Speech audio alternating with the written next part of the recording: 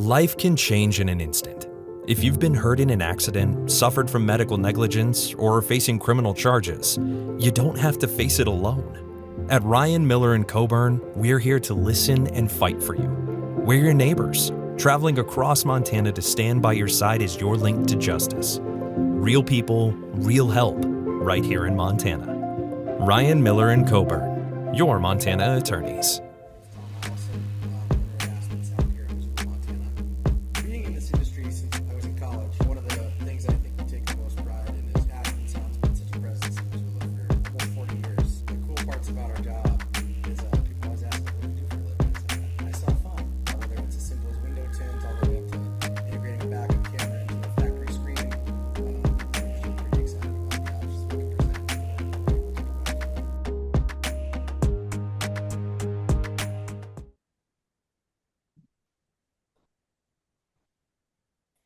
Big Sky football into November, and we got a couple big-time matchups, including one in Ogden, Utah, coming up on Saturday as Weber State hosts Montana at Stewart Stadium. The head coach of the Weber State Wildcats, Mickey Mental, joining us here now on ESPN Radio. Coach, we appreciate the time, man. How you doing?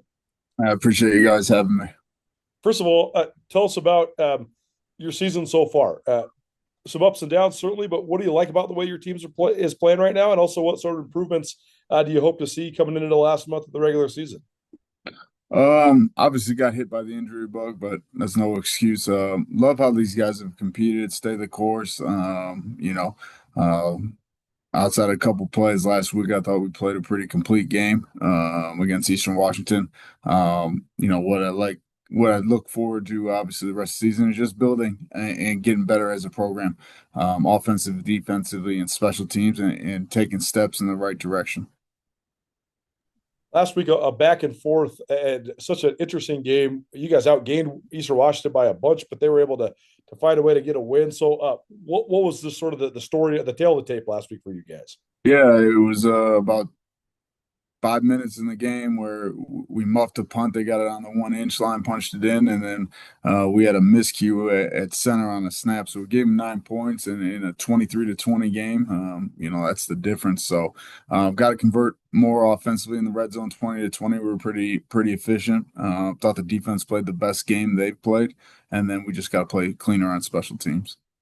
Well, you mentioned the injury bug. I know you've gone through a couple of quarterbacks, but what do you like about just how you've been able to manage that, and what do you think of just sort of that position coming into this week? Obviously, I love our room. Each guy's a little different, brings something different to the table. I think Dijon is settling in after a couple starts, kind of finding his game. And the same as Kingston, obviously, was able to play him in Portland, get some snaps under his belt moving forward. So I like what those guys are bringing. Just got to be more accurate in the passing game and helping complement our run. Dijon looks like a good athlete. So how do you sort of go about employing that athleticism and making him a problem for opposing defenses?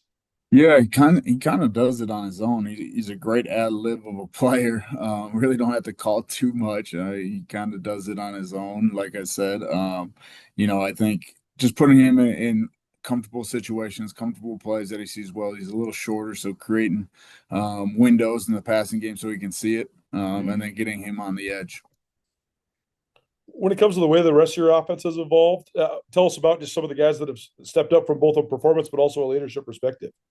Yeah, I think it starts with Gavin Ortega, our left tackle, who's a preseason all-conference All-American, has done a fantastic job of cultivating a mentality up front. We rushed the ball pretty well in almost every game, probably besides James Madison.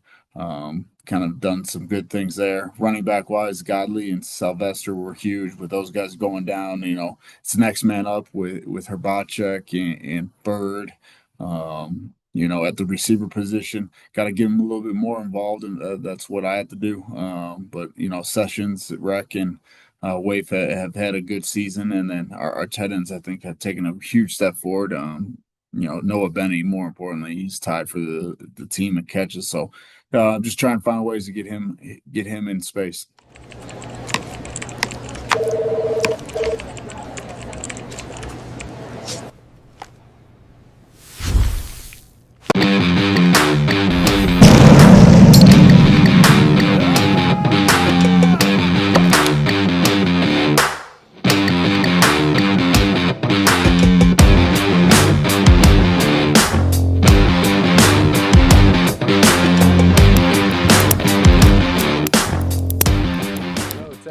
What up, E? What's going on? Man, those are some nice medals. Yeah, man, these are hard to come by. Yeah, well, I've got 2 of them. Well, that's nothing like going to March Madness, though. We did go to a national championship. Okay, guys, whatever. Let's just get on the Montana party bus and head over to Press Box for lunch. Yeah. Nuanez now and Skyline Sports, covering Montana athletics and the Big Sky Conference better than anybody. The Montana Party Bus and the Press Box are also proud supporters of Montana athletes. Hey, cheers to you guys, man. Cheers to Montana. Cheers to chasing more champions. Tega is certainly a guy that stood out to me in analyzing your line. I was watching him pretty intently for a good amount of that game on Saturday, and what a talented guy. So, I mean, what do you think of his ceiling? He seems like maybe a guy that could be even a next level guy. And I know he's going to have the resume for that, certainly by the time this is all said and done. So what have you thought of just his steadiness and also just the upward potential that he brings to your offensive line? Tremendous. He's been a mainstay for the last 4 years. What people don't know is he's going through nursing, which is not the easiest major to do with football, and give the kid a lot of credit. He's answered the bell week in and week out, and looking forward to seeing him play against the Grizz this Saturday. And your offensive line, you have a veteran offensive line coach, and I've talked to Brett Myers over the years, and he's a guy that's been around this league for as long as, I mean, pretty much anybody. So what does that give you as just a head coach that has, a guy that has been through the battles and, clashed with all these other coaching staffs in the league? How does that help you as a head coach? Yeah, I mean, just a calming presence for the most part. A guy that's been through the wars, been through the league, knows what each school presents, knows, travel, what are some hiccups that could arise on the road. But a guy that obviously has seen a lot of good ball and has coached a lot of good ball. Mickey Mantle joining us here on Nuanez Now, 102.9 ESPN Radio, as well as SWX Montana Television and the ESPN MT app. His Weaver State Wildcats host Montana on Saturday in Ogden, Utah. So what are your initial impressions of the Grizz, Coach? What do you think of just this team that comes with an undefeated record down to your place? Yeah, I mean, Coach Houck and his staff are tremendous. A lot of respect for what they do and their program, obviously, up in Montana. Going to be a physical game. They play hard. They're physical offensively with Wortham and Gilliam and the quarterback playing at a high level. They're explosive, so we got to make sure we don't give them chunk plays. And then offensively, just taking care of the ball. Maintaining drives, scoring when we get into the red zone, and obviously flipping field position against the Grizz is important. When it comes to preparing for Montana's defense, it's different than most of the defenses you're going to see throughout a year. So how do you sort of simplify it for your guys just in preparation? I mean, this is the third game I'm going into, so the first year was like, man, they're all over the place, stunning, blitzing. But being able to have them the past 2 times, they're creative. They find ways to let their guys play downhill and fast, and physical and aggressive. I think you got to be balanced, offense, throwing the ball and rushing the ball. So just making sure we're staying on schedule so we can call a pass and a run on every situation. And then on the other side, you mentioned the playmakers, but Michael Wortham's been the guy that's really been opened things up for Montana over the last couple of basically all season, but especially the last couple of weeks. So what do you think of just his ability as a playmaker, and how do you go about starting slowing him down? Man, he's a tremendous player. When he gets the ball in his hand, he finds a way to create chunk plays, which is huge in an offense. You gain momentum, gain confidence, and they've done a really good job of staying on schedule and executing at a high level. But he kind of does it all for him, and obviously what can't be overshadowed is the running back. I think he sets the table when they run the ball. It makes it easier for obviously Wortham and the quarterback and the skill receivers to make plays.